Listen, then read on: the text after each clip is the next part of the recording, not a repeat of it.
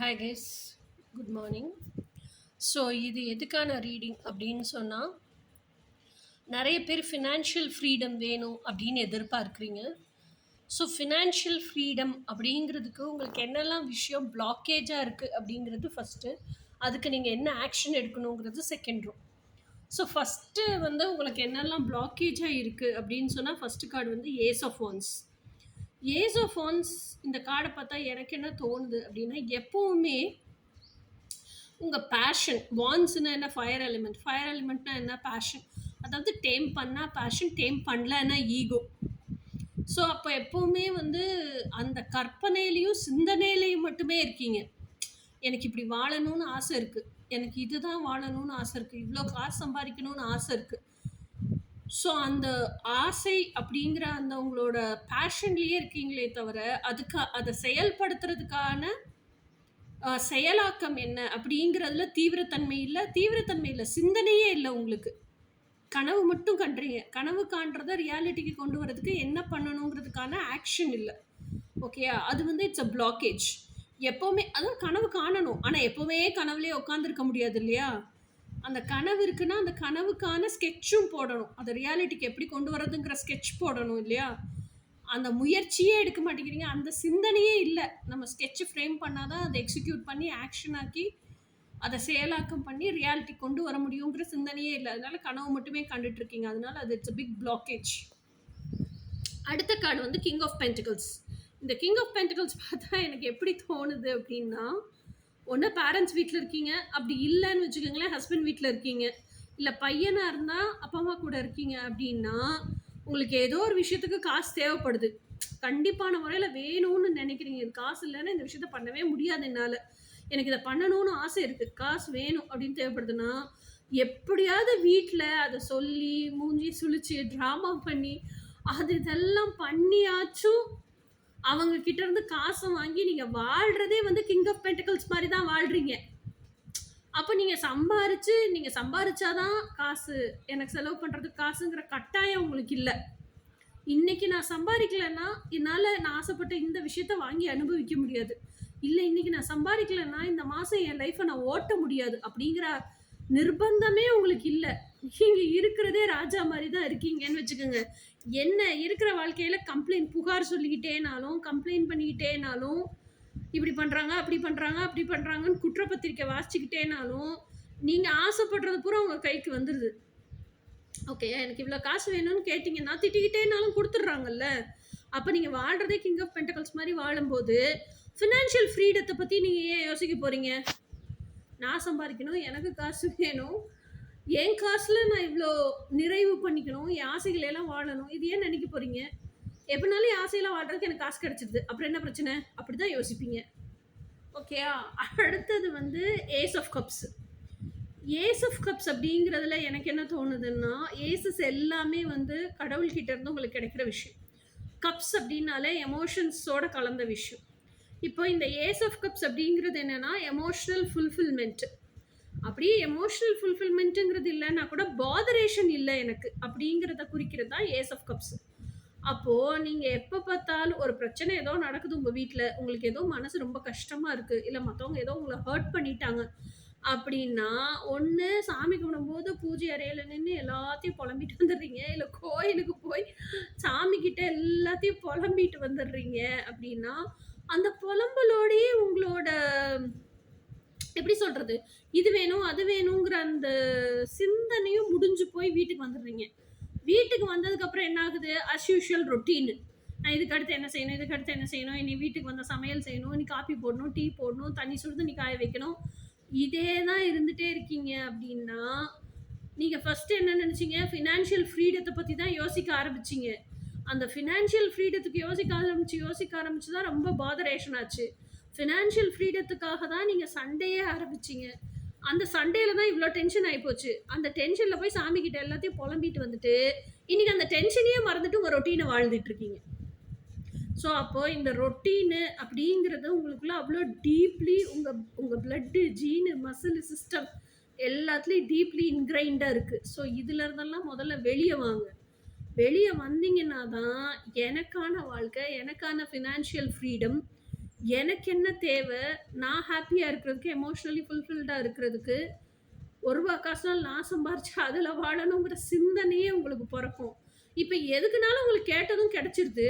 திட்டிகிட்டேனாலும் சண்டை போட்டுனாலும் உங்களுக்கு கொடுத்துட்றாங்க. அப்புறத்துக்கு நீங்கள் ஏங்க போகிறீங்க?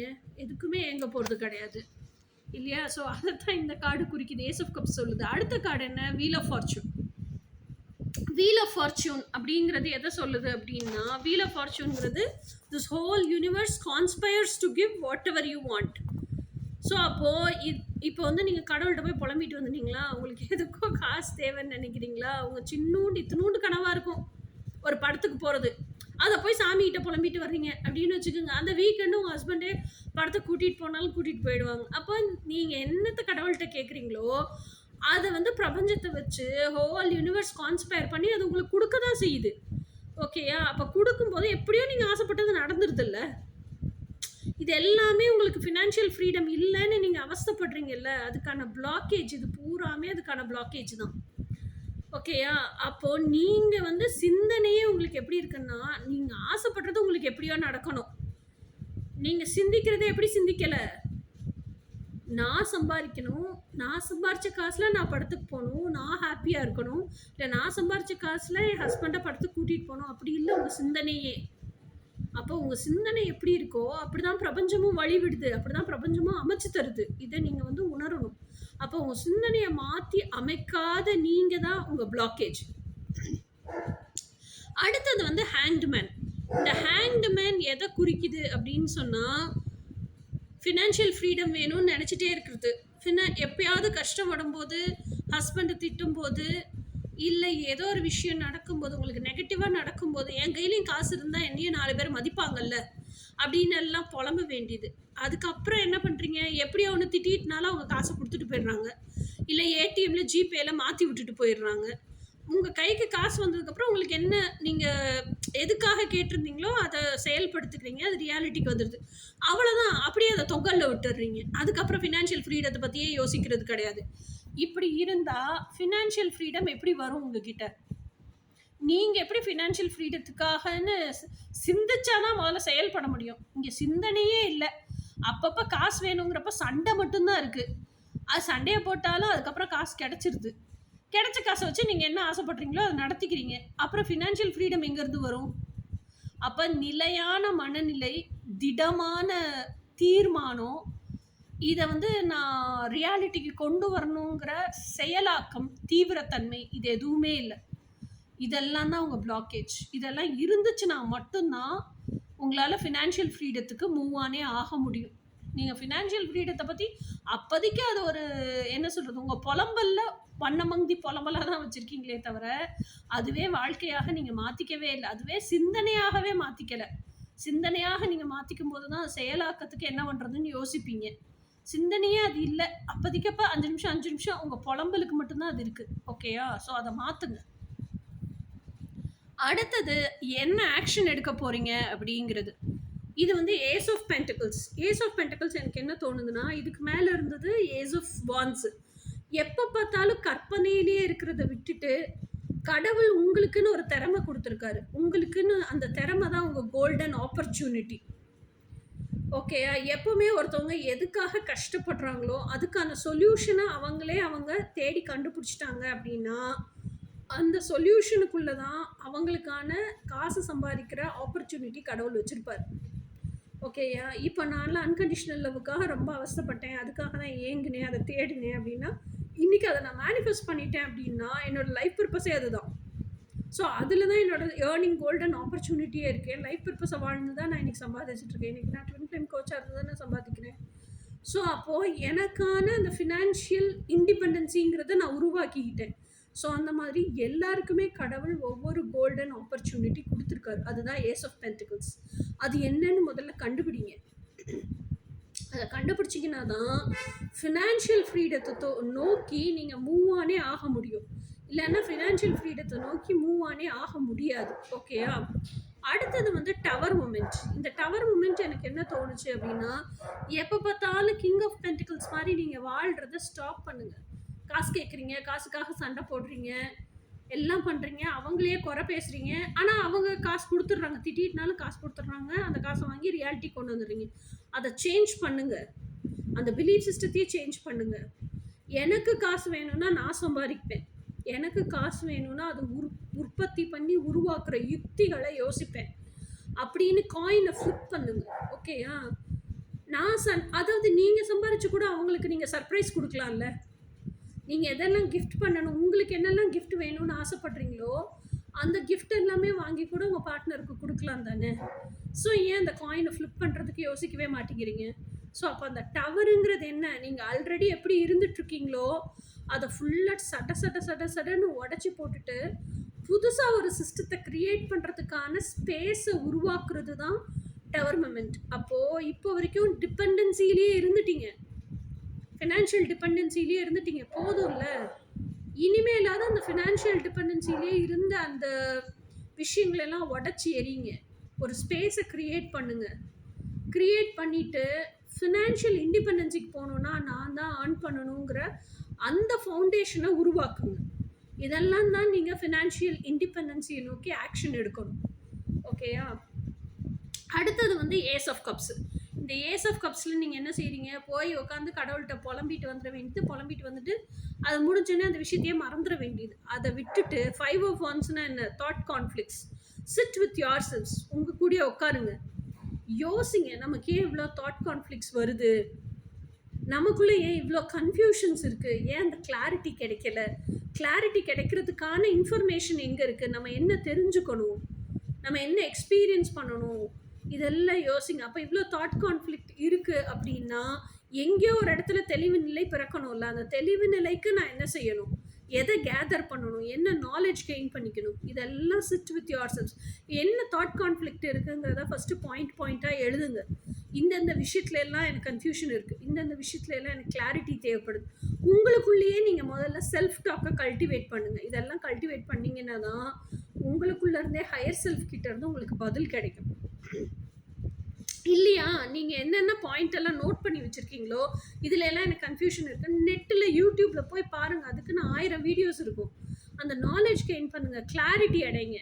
இதெல்லாம் இந்த கிளாரிட்டி வந்துச்சுன்னா தான் அடுத்த ஸ்டெப்புக்கே உங்களால் மூவ் ஆன் ஆக முடியும். அது ஃபினான்ஷியல் ஃப்ரீடமாக இருக்கட்டும், இல்லை எமோஷ்னல் ஃப்ரீடமாக இருக்கட்டும், என்னவா வேணாலும் இருக்கட்டும். நீங்கள் எதை நோக்கி நகர்றீங்களோ அதில் 1000 கன்ஃபியூஷன்ஸ் இருக்குதுன்னா கன்ஃபியூஷனே உங்களை ஸ்டாக்னேட் பண்ணிவிடும்ல, மார்ச் ஃபார்வர்ட் பண்ண முடியாது. அப்போ கன்ஃபியூஷன்ஸ்க்கான கிளாரிட்டி கிடைச்சா தானே மார்ச் ஃபார்வர்ட் பண்ண முடியும். ஸோ அடுத்த ஆக்ஷன் என்னென்னா அரைவ் அட் கிளாரிட்டி. அடுத்தது வந்து மெஜிஷியன். ஒன்ஸ் நீங்கள் கிளாரிட்டி கிடைச்சிருச்சுன்னா அதுக்கப்புறம் என்ன பண்ணுவீங்க, ஆக்ஷன் எடுக்கிறது மட்டும்தானே இருக்கும். மெஜிஷியன் யார், அவன்கிட்ட எல்லா டூல்ஸுமே இருக்குது, அவன்கிட்ட இல்லாத டூல்ஸ்னு ஒன்றுமே கிடையாது.